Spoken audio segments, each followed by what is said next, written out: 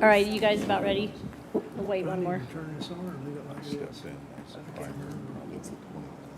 All right, I'll call the meeting to order. Can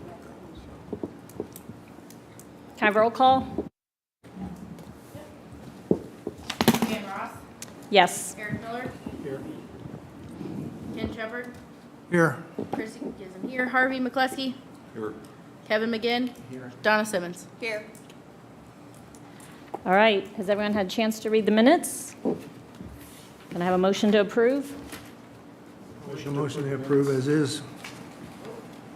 So first was Ken, second Eric. Second. Any discussion? Roll call, please. Dan Ross, Yes. Eric Miller, Yes. Ken Shepard, Yes. Harvey McCleskey, Yes. Kevin McGinn, Yes. Donna Simmons. Yes. Any additions or corrections to the agenda? I would like to, if I may, add a fee waiver to new business for the high school marching band. Okay.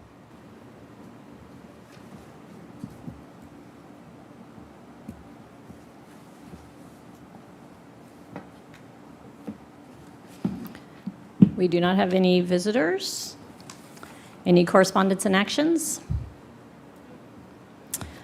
All right, so we'll go to unfinished business.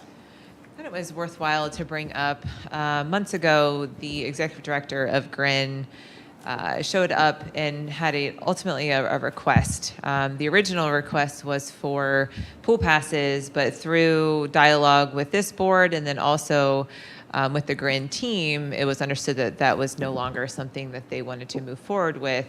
However, there was a additional ask, or I guess I would say a new ask, to partner to provide some input on how community gardens could be added to the system. So the department worked with Grin to determine a location that was viable for an opportunity.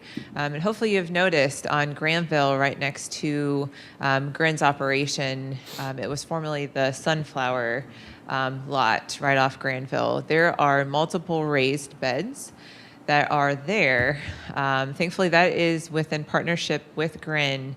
The purpose of those are for the Grin participants to be able to utilize them for the purpose, of course, to gain produce, but really to learn how to raise gardens, how to really utilize the ground and just be able to be self-sufficient when it comes to an opportunity to grow gardens if they're available at home, or in the event that they do not have the space at home, this provides an alternative option. So very thankful for Grin's willingness and ability to offer this for the need of the community, but then also happy that we're able to move forward with an opportunity for the community. Happy to answer any questions. That's awesome. So did we partner with them? Is that how that? We did. So that is city property. Okay. So there is a formal MOU that's been initiated where the, again, partnership with what we do as a city and what Grin does, but ultimately the utilization and the programming of that space is managed by Grin. Great. It's like a first come, first served basis on who gets the. It is, and I will be honest that the specific operation of how, and again, this is I'll call it a pilot program because this is the first opening of a community garden of this status. So I do not know the specifics of the program. Again, that is owned by Grin, but I will request that she comes to the board to provide us with an update once the season has passed. But they are assigned, right? Again, I don't want to confidently comment on that because I'm not certain. Okay. So I will say the way that the city's community gardens, the way that they're programmed is very different than what Grin is doing. So in community gardens that are located at Friendship Park as well as Hannah Park, those you actually, you purchase a plot and they're assigned to you. I know that the organization of Grins are not parallel to that. So again, I don't want to make comment on the specifics of the programming because I do not have confidence in that response. it's good use of space, Yeah. for sure. And it's interesting because even if you drive past it, walk past it, it elevates the space. It's very simple, but it just elevates that space to a far better use than what it was previous. Is there going to be a fence put around it too, like what we have over at Friendship or anything? So there was some dialogue around if a fence was one, aesthetically pleasing and what that would look like, especially because we don't know the time frame of this partnership. Sure. So we don't want to produce any type of asset that will continue to be maintained if it's not purposeful. So not quite certain on if that's necessary at the moment, but if this continues to evolve, then that's something that we'll reconsider. Sweet. I think it's good we talked through all of that because I think this is a much better outcome than what we initially talked about, so. Yes. Right. Agreed. All right, move on to new business. Yes. So this is something that we've talked about a little bit, but tonight we'll have the opportunity to see some images. So I do have a presentation. This is in response to the Academy Park improvements that are in progress. So I'll give Nicole a couple seconds to get organized here. Yep.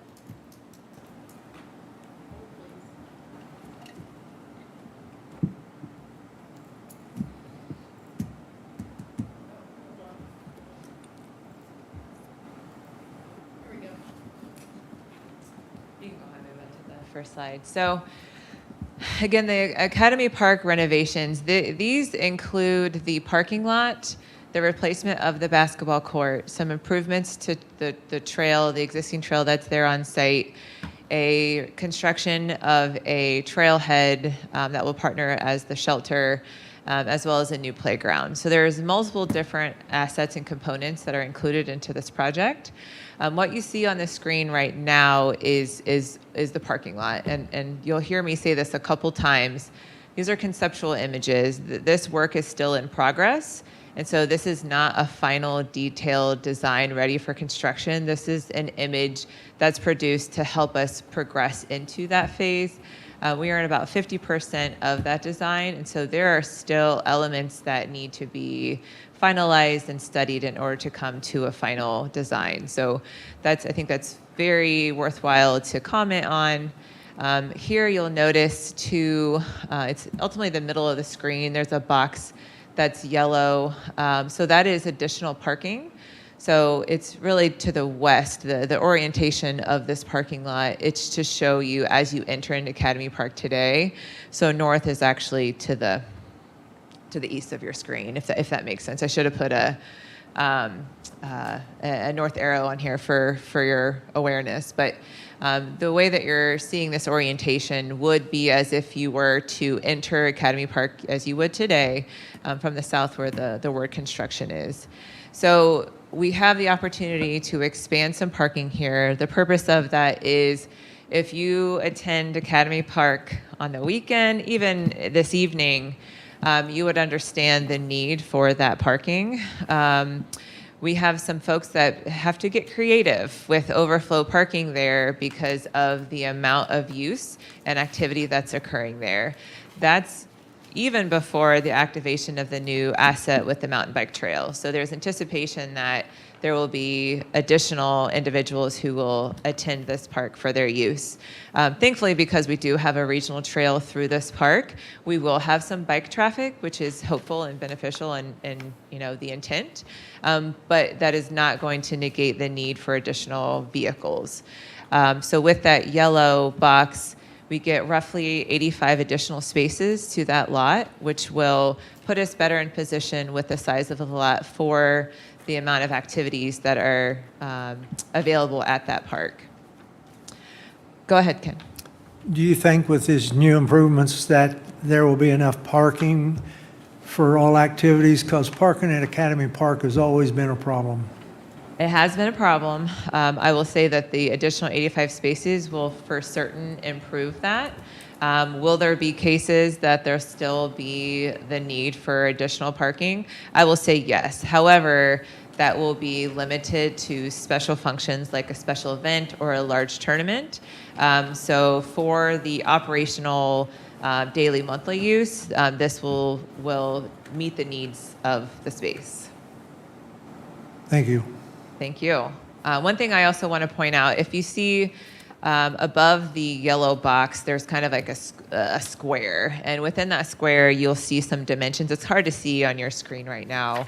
What that is showing is that even with that expanded parking, there are still spaces for a full-size soccer field. So we're not encroaching onto that athletic space. The use of that space will still be able and available to use for soccer. We do need rectangular fields, so we don't want to take that opportunity out of production. So that imagery is just to show the different orientations of soccer fields that are still available in that space. So that's nothing will be built there. It's just an image for display. One thing I also want to point out to I guess the west of your screen, there's a new turnaround. So again, we have a lot of youth that are coming here for practices, for games. We anticipate that we'll be able to program this space more for, thank you, Nicole, for camps, again, recreational programs. And so this just provides a way to make a safe pedestrian access, and then also a nice vehicular exit so that you're able to maintain and manage the flow of parking better than what we have today. So a great opportunity in design to just help the flow of introduction of vehicles with pedestrians. One thing I also want to make note here, again, the basketball courts at Academy are also used very often. They are in disrepair, need to be replaced. This project will include the relocation and the replacement of those basketball courts. And the relocation is ultimately to help the flow of the trails that are within the system. Right now, the trails encourage you to go right through the park. And we've actually commented on this in previous meetings. The flow of the trail will now give you a natural progression to want to go around the fields rather than through them, unless you're there to visit the fields.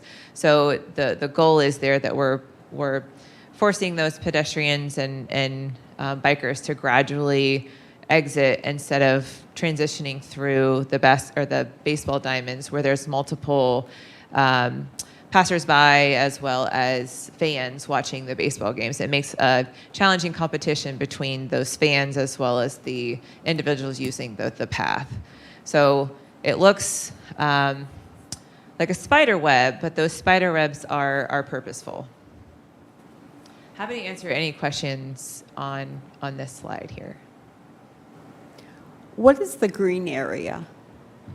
Looks like trees or something. Is that the existing path? Those are showing the trees that are there at Academy Park today. Will that path still go through the parking lot the way? It will. It will? Yes. Okay. So, and I will say that there are improvements and will be improvements to that pathway, because we understand that in order to get into, to allow individuals who have wagons, who have buggies, who have bicycles, they have a way to get out of where vehicles are parked and or moving. So that pathway is still beneficial and really necessary to the flow of the park. So that will maintain. It may look a little different than what's on the imagery today. Again, we're still working through some opportunities to improve it even more so. But the intent to have that pedestrian access in the park is intended. And are those basketball courts in the same place that they are now? They are moved. They're slightly moved. They are relocated to a better place so that the orientation of the trail as well as the extended parking are better placed. Are they closer to the concession stand, or do we know at this point? Not they're necessarily. I further wouldn't away. say closer. I wouldn't say closer, but it's accessible. It's not a far walk. And you'll be able to see in the next slide. Okay. You'll be able to see in the next slide. I'm glad to see that the expansion didn't mean the elimination of all the trees. That's correct. So, Has anybody looked at does the basketball course get that much use, or is that something we could turn into more parking? No, they really do. Okay. Those basketball courts are used often. So that would be challenging to take away from that park. That's definitely something that we intend on keeping, and is definitely useful to that park. I live near there, and they're used every night, Yeah, every weekend. right. And we love seeing that, right? And we want to improve that asset because, like I mentioned, we do our best to maintain it as it is today, and there's been some sealants placed on it to improve the surface for now, knowing that we're going to completely redo them. Anything else here? Okay, we'll go ahead and move on to the next item. This is a lot to absorb here right now. So to try to help you with where you are in the park, so this is the north of your screen. So when you see that roundabout that I had, or that turnaround that I mentioned, that was to the west of your screen in the previous slide, that is where Nicole's pointer is right now. So today, the playground is just where that pointer is now. So the playground's there, and then the shelter house is farther to the west. And I guess I'll backtrack a little bit here. So we received in a partnership with the Parks and Recreation Foundation to help support a grant writer. We received NatureWorks funding for nearly $96,000 for the construction of a trailhead. So that was to benefit not only the newly constructed mountain bike trail, but also to service the Big Walnut Trail. So we saw some opportunity there to help service both of those entities. Through the design and planning of the park, and also the existing asset of the shelter house today at Academy Park, it was clear that it would be a much more cost-effective and more benefit to have the shelter house and the trailhead as one. That way, it's also servicing the remainder of the park. So the trailhead is, in essence, storage for the park. It's also the concession stand. It's newly constructed restrooms, and it's also a pavilion for shade and a picnic area. So we were able to really incorporate many different purposes for the space all into one, while also leveraging those grant dollars. So the reason why the relocation existed was, one, because of course the entrance to the park as well as the mountain bike trail, this provides the user better access for the shelter, for the concession stand, as you mentioned, Donna. So it really helped transition that space for the individual who's visiting the park. It also provides a protection around the playground, and I am going to put an asterisk here that the playground design is still in play. What you see here it's a pretty photo. I will be able to present you with more finalized imagery as we progress. There have been some changes just because of the concern of the way that the drainage may or may not occur on this site. So this image will look different as we progress, but again, wanted to show you the orientation of the space. But the playground is ultimately protected. You have the shelter house between the playground and the parking lot, which as a parent, that is something that's very important, that you feel there's a boundary for the playground use. But then it's also, the playground will look like it's part of the park. I say that when you go to Academy Park right now, it's almost like it's like cut and paste, that it's there, but it doesn't necessarily feel like it's part of the park. It's and that's a personal opinion.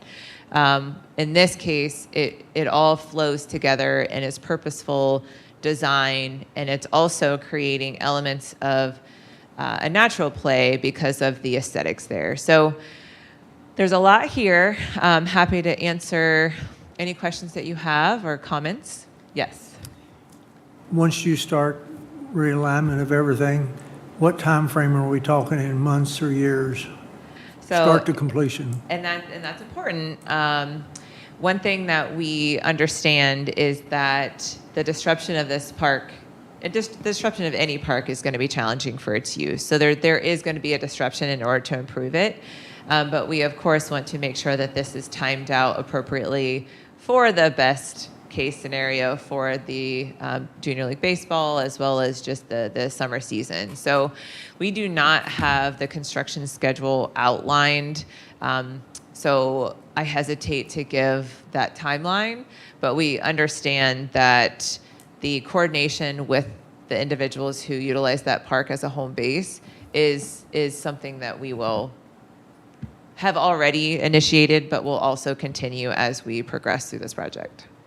Does the grant require a certain time frame to be done? It does. The grant requires for the trailhead to be constructed at the end of 2025. What we've done, there's a twice a year, there is a report that's required for an update status. So an update status has already been sent into, ODNR is the agent who manages the agreement with a timeline. And so once we have a good understanding of when we expect to go to bid on this project, we will formally request an extension for that target, which is understood. And again, as we've really realigned and expanded this project, that was also communicated with the grant agent, so they understood that this project had the opportunity to expand. So will this be in the 26 capital budget? So we do have funding for this today. There is a gap, so we will be requesting capital funds for this in Additional. 2026. That is correct. How large, go ahead. Okay. Were you guys still incorporating some of the mountain bike stuff to it, as far as like the trailhead for the mountain bike and all that stuff? And I know we have the signage and stuff up for it, but that the initial talks were like a bike station or something like that. Is that incorporated with it? Yes. Okay. And one thing that you'll notice here, and this has since changed in formal plans, the plans where it's changed are less aesthetically pleasing. So if you notice to the east, right now there's not a trail connection to the mountain bike trail. There will be. So that image is not depicted in this particular site, but you'll have direct access to where we all were standing at the mountain bike trail entry. So you'll be have direct access to there. And then there is a bike repair station, seating, water fountains, et cetera, that will be made available. We also intend on placing additional signage when it comes to etiquette, the map, so that it's that home base for riders. Through the Central Ohio Mountain Bike Organization, this site has been identified as a good opportunity for it's called Dirt School. So it's a place where you're able to teach new riders how to use or how to ride mountain bikes. So this facility will be a fantastic addition for that dirt school, for them to be able to get organized before they hit the trails. So will the surface be dirt in there, or would it be some kind of a mulch, or what? I'm sorry, say that one The more time. surface of the playground area, will it? So it will be a mixture of fill, so the playground mulch, as well as the poured surface. So it will be a mixture of both. In order to do that full location Right. with the fill would be cost prohibitive. How large is that trailhead about? Do you know? It is, again, and this is still subject to conceptual. change. Yep. 3,500 square feet is what is outlined today. Again, we will continue to work through budgets. We'll continue to work through needs to finalize the final square footage. Do we plan on keeping the recycling bins at that location? We do. Okay. We do. So do you mean the specific location of where they are today? Right. somewhere. Are they going to stay at Academy Park? They will stay at Academy Okay. Park.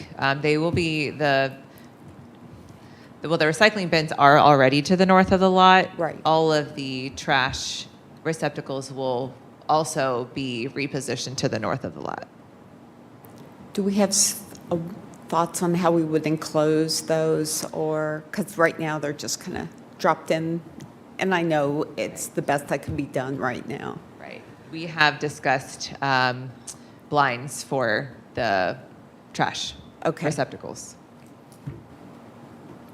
On the mulch you're going to be putting in, is that wooden mulch or rubber mulch?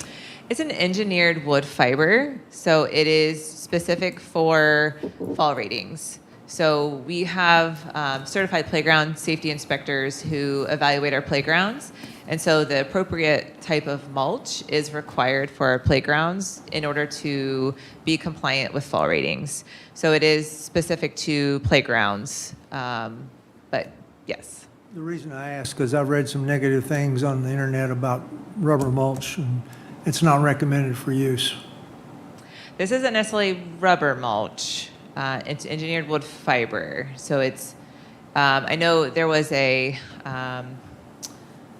push years ago where there was recycled shoes for the rubber fixtures. That's a different material than what we're using here.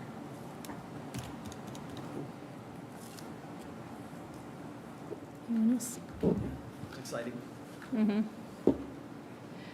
I would be remiss if I didn't say, our new project manager, Catherine Eichel, she is leading this project, and just the level of effort, the level of professionalism that she's placed with this project is second to none. So she's been doing a fantastic job and has really been able to position us and identify potential issues well before they become farther issues.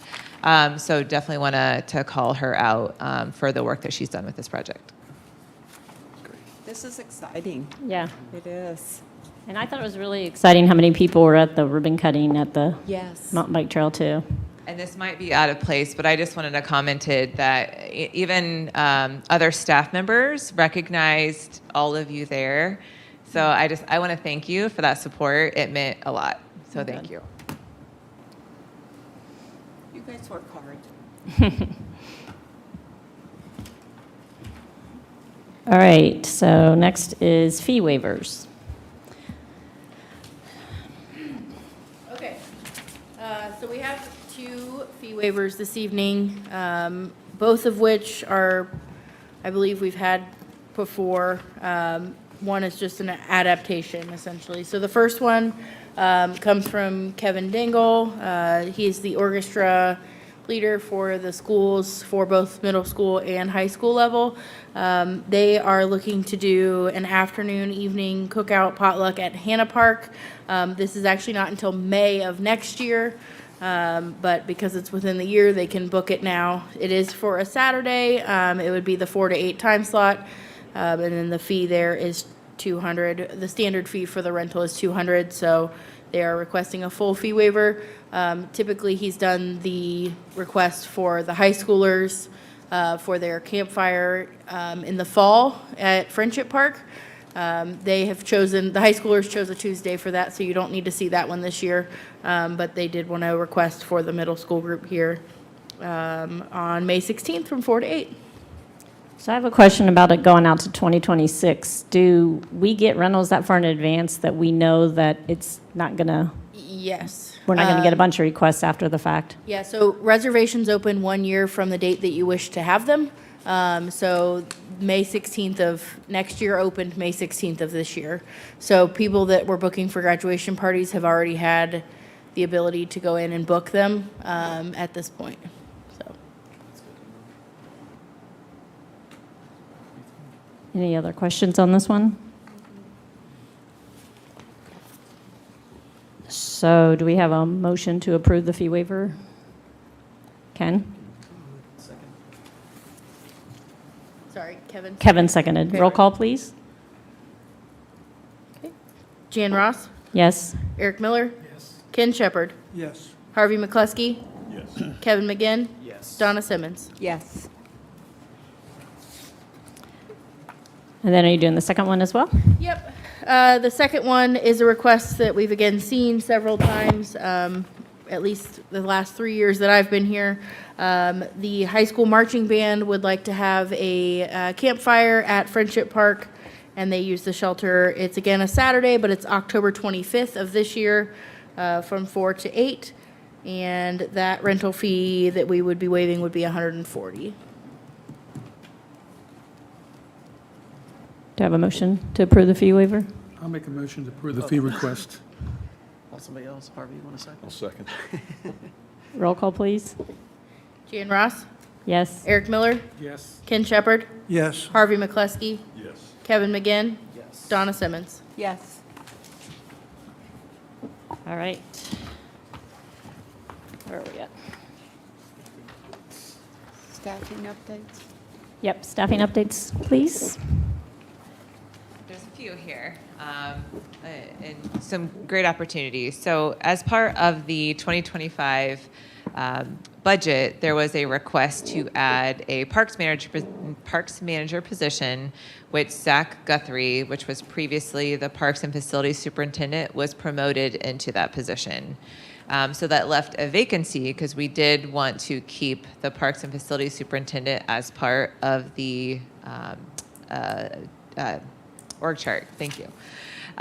So we were able to promote Shawnee Dunlap.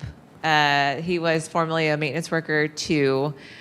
He started with the department about 7 years ago as a part-time employee and continued to progress and be promoted. And so he was named the Parks and Facilities Superintendent. So happy to promote internally for both of those positions, which that left a vacancy for a maintenance worker too, which again was Shawnee's position.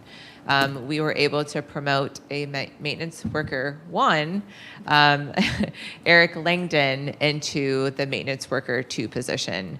So again, the goal with those maintenance workers and creating a maintenance worker one with a two is for that exact purpose, so that we're able to train staff and ready to prepare them for succession planning, so that when a position comes available, we're able to allow that progressive move to happen. So very thankful to have that in play. We were also able to hire a new foreman. Nathaniel Hartsock came from the city of Columbus. He worked for the Gulf Division for the city of Columbus. He is our new foreman, and that is over arbor and horticulture. So the goal, since we are starting the street tree program, that is a huge program that we are completely taking on. We don't want to, of course, dismiss the park trees and just the overall canopy within the city, as well as our horticulture program. That program continues to expand. We have an incredibly talented horticulturist with Miranda, so we're really just able to continue to grow that program, and Nathaniel has really started off and has done a great job in that position. From the rec division, we're sad to announce Chris Skidmore, his last day was actually last Friday. He received a recreation director position with the city of Wyoming, Ohio. He's actually from that area, so he's going back home to become a recreation director. So it's a fantastic opportunity. We're really sad to see him go, but that recreation supervisor position has been posted. Similarly, Amy Moneypenny, which is the recreation coordinator that was directed with Skidmore, she is moving into a evidence tech position with the police department. She previously worked for the city of Westerville in a similar capacity, so had an opportunity here, especially with 825 coming on board. It was an opportunity for her to move into a position that she had some experience with. She is working as the interim supervisor during youth summer camp and will transition to the police department after the season is over or when we fill the vacancy.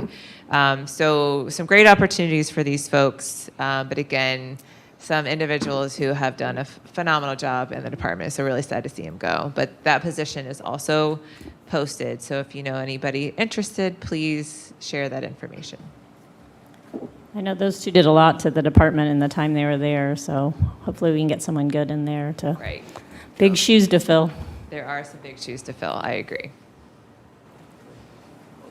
All right, director's report?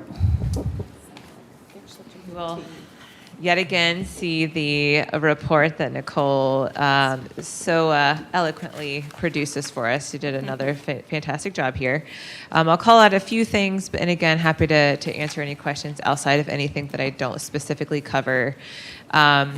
I want to call out the fact that the Gahanna Market is next Wednesday from 4 to 7 at Creekside. One thing that I also want to comment on, if you haven't already seen it, there is a special event portal as part of the Gahanna's city website, and it'll take you to a lot of the large special events throughout the year. And specifically for the market, it'll show you the vendors for each of the dates of the market so that you can kind of organize and schedule your time based off of those vendors. So want to thank the marketing communications team and Chelsea Heppert for organizing all that information and making sure that it was compiled and ready to go. I think it's a really great tool to just provide some additional information for people. Again, I know many of you I saw at the Blues and Jazz Festival, and I'm speaking of a June item for the May report, but I think it's just necessary to comment on the amount of time that both the Parks Division as well as the Recreation Division put into the event over the weekend. And I know a lot of you also participated in some way, shape, or form. So I just want to say thank you for that. And again, appreciate your participation with the mountain bike trail and your support. It was it was recognized and appreciated. So anything else I can comment or answer, I'd be happy to. How did the aquatics master plan, that meeting go? The meeting went great. There are some additional information that we would like to have included. Specifically, there's I'll say a lack of specific information in response to those large repairs that have occurred even in the last 5 years. So just really compiling some more of that information to create a better dialogue for the document. So we have requested some input and some changes to the draft, but a draft report was provided to the steering committee for review. So the steering committee has an opportunity to make comments on that draft report. So there'll still continue to be some dialogue with the consultant to finalize that document. Anyone else have any questions or any comments they want to make? I have one question. It relates to, it was brought to my attention by neighbors concerning the use of e-bikes on both the paved and unpaved trails, and whether that's a concern, and have we considered coordinating with Gahanna PD to enforce whatever ordinance we have concerning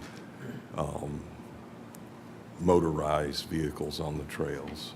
So yes, Okay. I guess for a simple answer, the way that our ordinance is on the multi-use path, a Class 1 and a Class 2 e-bike, which a Class 1 is you have to pedal to propel. Class 2 has a throttle but is limited with speed. Class 3s are not allowed and are required to have a speedometer in the event that it's being used on roadway. So on multi-use trail, only Class 1 and Class 2 e-bikes are allowable.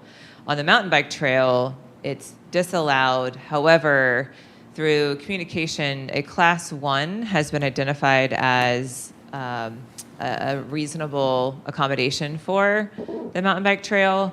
So we will formalize that role within the usage of the mountain bike trail. So that's what the overarching rules of the ordinances are.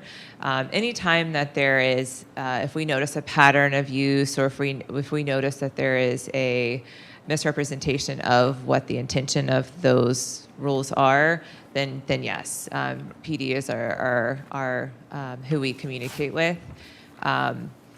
I know mopeds are not e-bikes, and those are not allowable on neither the multi-use trail or the mountain bike trail.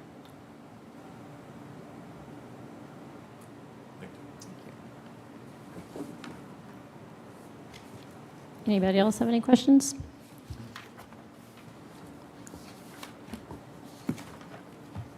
Okay, we'll go to committee reports. BTAC? We didn't meet, but they did have a pretty nice turnout at the ribbon cutting. And I was just happy to see they had this set up with the free helmets and some other information. So I was glad that they participated in that. And I also like to say that I thought Stephanie, you and Kevin both did a great job. And I've been to a lot of ribbon cuttings in this city, and that's probably the best one. I mean, as far as attendance, the speakers, I mean, it was probably one of the best. And people being recognized, you know, I thought it was just, the whole thing was nice. just great. So congratulations to both of you. So that's all I have under BTAC. Okay, GASAC? We met on May the 20th. It was a short meeting. We have one new board member that joined us this year. Term began June 1, and they're having a new member luncheon on June 25th for anyone who joined the senior center in the last 6 months. And thank you, Ken, for attending. They always enjoy having a Parks and Rec board member there besides me. And our next meeting is July 15th at 3 p.m. at the senior center. Everyone's invited. I thought, looking through the director's report, there's really a lot of good activities going on over there. They're an active group. They really are. I don't know what's changed, but it's really great to see how active and involved they are. I mean, we don't have any problems filling the board at all. Yeah, no, Which is- that used to be a huge issue. To be a huge issue. Right. Do All you right. think it's picking up momentum as well, or like the catalyst of all these people involved? Do you think it's picking up momentum, like, you know, the growth of the senior center as well? Oh, yes. Yeah. It definitely has. They're so active, and they have all these ideas of things they want to do, and they're so excited about their new space at Tech Center and all the things they'll be able to add and start doing once they get there. I think from what I've seen in the meetings and just the overall opinion of myself, that the activities and everything have greatly improved from the last 2 or 3 years. And I'm not sure why, but there's a big difference. Well, and I will again note our recreation supervisor, Annette Baxter, and our recreation coordinator, Lauren, are fantastic. They understand the needs, and they shift the needs based off of what the individuals want to see, instead of just kind of a rinse and repeat. They really adapt the programs based off of interest, and they ask. They ask what they want to see, so and carry that through. So I think, you know, the staff have really done a phenomenal job there. It could be that the senior members now are given more input and they're being heard, and so that creates a lot more excitement within that group. It's a great team. Everybody works well together. I have a couple of questions about the educational programs, the cybersecurity program and the ARP fraud program. Does anyone know how well attended those are? Well, we'll be able to tell you, because the cyber program is a new program, so we'll provide you with those attendance numbers. And I'm sorry, I did not hear the second question. It's the fraud government imposter scams ARP. program. ARP, AARP. That historically has been successful. Again, I don't have the data on the specific numbers, but we will present that to you once completed. Okay. And the reason I ask is, in my day job, I'm a securities attorney, and investment fraud, scams is what I do. And the number 1 and 2 cases that we deal with are elder abuse, elder fraud, financial exploitation. Number 2 is crypto investment scams. So I will mention this to the folks I deal with so that they can come here and have an opportunity to because there's a gap between the 2 programs. Right. Cybersecurity is one thing, but the investment fraud is something else. So. Right? No, that's, and I'll make sure to share that with staff. That's a Yes. very helpful dialogue, and I appreciate that. Okay, thank you. Anything else on GASAC? NRAC, we haven't met, correct? That's correct. Gahanna Parks and Recs Foundation. Did we? Yeah. Sorry, Last month. left it on the agenda. That Oh, wasn't that's right. Yeah. We just have Hops and Vines coming up. Veterans Advisory Committee. Nothing at this time, but I've got something I wanted to point out. Some of you might know, some of you don't, but during the Jazz and Blues Fest every year, they have a number of artists down there painting different pictures on columns, I guess you'd call them. And one of them that did an excellent job is our own Kevin. And I'm not sure, Kevin, where are those going to be posted? Because they're not doing away with those. They're going to post them for people to review. Correct. Well, it's a collaboration with Parks and Rec, or City of Gahanna, and then the Gahanna Arts Council. And essentially, what I understand is that the city and Parks and Rec purchase, they grant the funds to pay for them, and then they place them around the Big Walnut Trail is where they've gone. And then there's still one from the original set that because I was involved with the original ideation of this project, and that's still over at, I think it's at Woodside Green. There's still pieces of it there. But yeah, it'll go around the trail. So the ones that are currently up, if you guys have walked the Big Walnut Trail, they'll be replaced by the new ones from this year and past years and stuff. Yeah, and we're trying to, yeah. So you'll get to enjoy them as you walk, if you walk, Okay. or on your e-bike, either one. Anybody else have any comments or?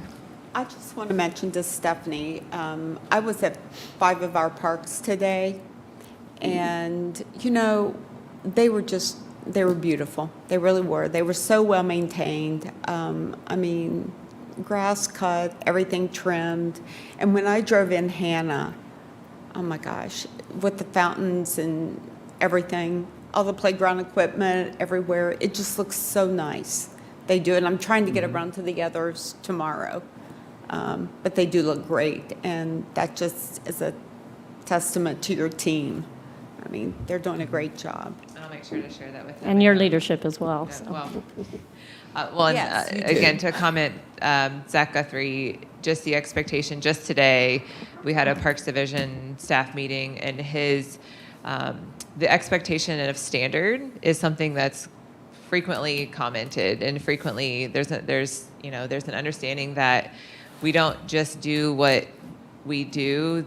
We have a higher standard of care because we do have a community who truly needs and understands the value. So we pour into that, and Zach pours into his staff, and the amount of care that each individual puts into every single element of the park it's incredible. So the culture that Zach has built, the culture that Brian has built it has really created a great flow of both programming as well as just creating space. So incredible team. Very happy to be part of it.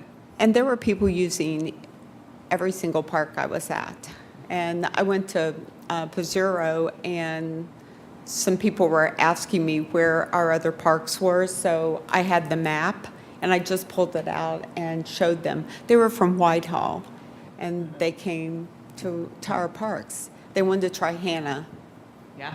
or Friendship next, because it was within the range that they wanted to drive. Right. So,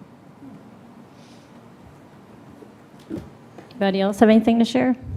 I do want to share something. There was one other thing, and I completely forgot it as you were talking there. But one of the things that I've found in retrospect to the mountain bike trail and just the parks and hearing everybody talk up here, and one of the things that I would like to see more of is people connected with other people. As far as if you hear an idea. The mountain bike project was a labor of love. It took years to get done, and it was continuous. Like, oh, do we want to give up on this? And we kept forward moving. And even though it was discouraging at times, we still kept forward moving. And one of the things that I hear and see is that you hear a lot of negative comments, you hear a lot of positive comments, more positive than negative. But if you guys hear ideas, please connect them with the right people. And if you need connections, please.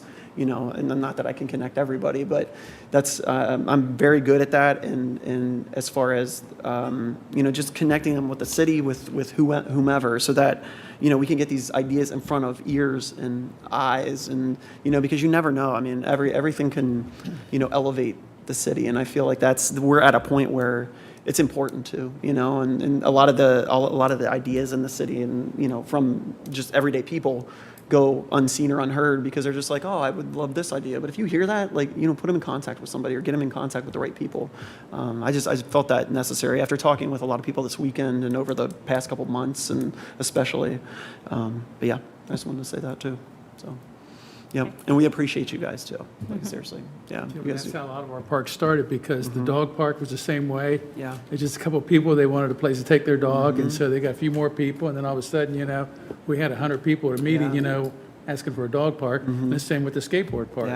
Yeah. So it's those grassroots efforts that Well, and make what's things the happen. well, and this is the last thing I'll say, but a lot of it is the quote that 10% of the people do 90% of the work. I mean, I always have heard that, and it's so true in a lot of cases, and it's just getting more people involved to get that fire under the community and to build that momentum too. So, just thought I would share that. Yeah. So. All right, if nothing else, do I have a motion to adjourn?